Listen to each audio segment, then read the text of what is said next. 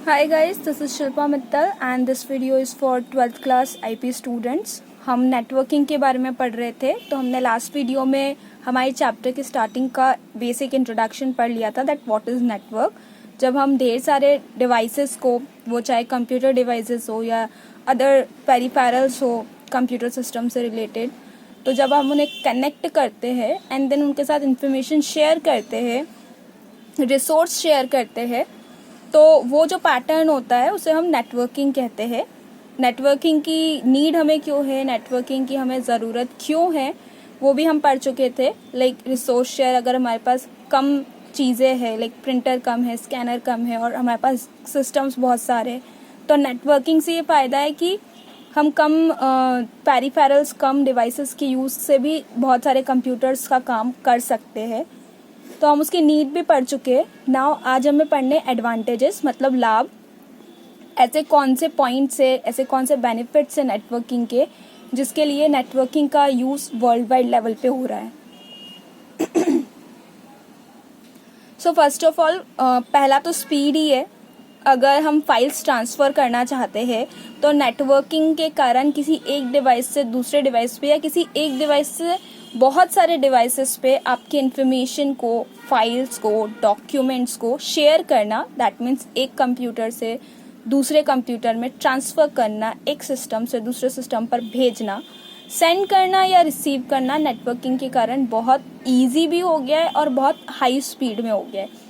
Like जैसे हम WhatsApp पर या फेसबुक पर मैसेज करते हैं, जितने सेकंड्स में आपका मैसेज पहुंचता है उतने ही टाइम में आपकी फाइल तक किसी एक सिस्टम से दूसरे सिस्टम, किसी एक फ़ोन से दूसरे फ़ोन पे पहुंच जाती है, चाहे डिस्टेंस कितना भी हो। लाइक अगर मुझे ईमेल के थ्रू अपनी कोई फाइल किसी और ईमेल आईडी पर भेजनी है, तो वो पर्सन मुझसे चाहे जितना भी दूर बैठा हो, चाहे जितना भी दूर हो, लाइक एक कंट्री से दूसरी कंट्री में भेजना है, तब भी मैं उसके ईमेल आईडी पर अपनी फाइल को विद इन अ सेकेंड्स भेज सकती हूँ।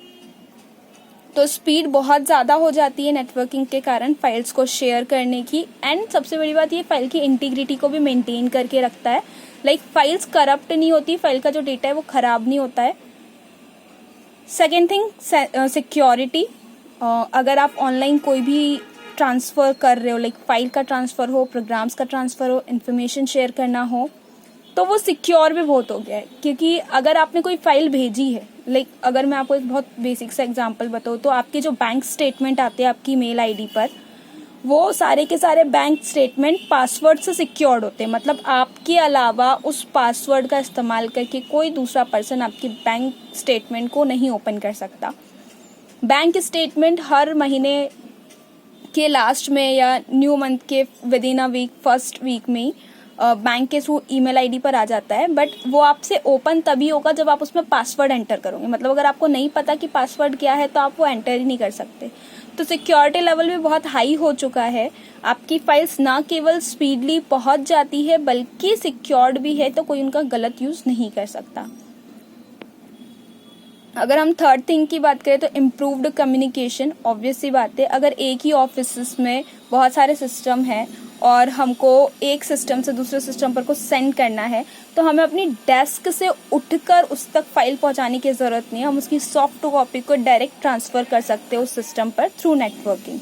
क्योंकि ऑफिसेज हो या स्कूल के कंप्यूटर लैब्स हो, वहाँ पर लर्निंग होती है। Learning that means local area network, की उसी पर्टिकुलर छोटे से एरिया में बहुत सारे डिवाइसेस आपस में कनेक्टेड होते हैं कि आप फाइल्स ट्रांसफ़र कर सकते हो और पेरिफेरल्स शेयर कर सकते हो। दैट मीन्स प्रिंटर, स्कैनर, इस तरह की चीज़ें शेयर कर सकते हो, वाईफाई यूज़ कर सकते हो एक दूसरे का।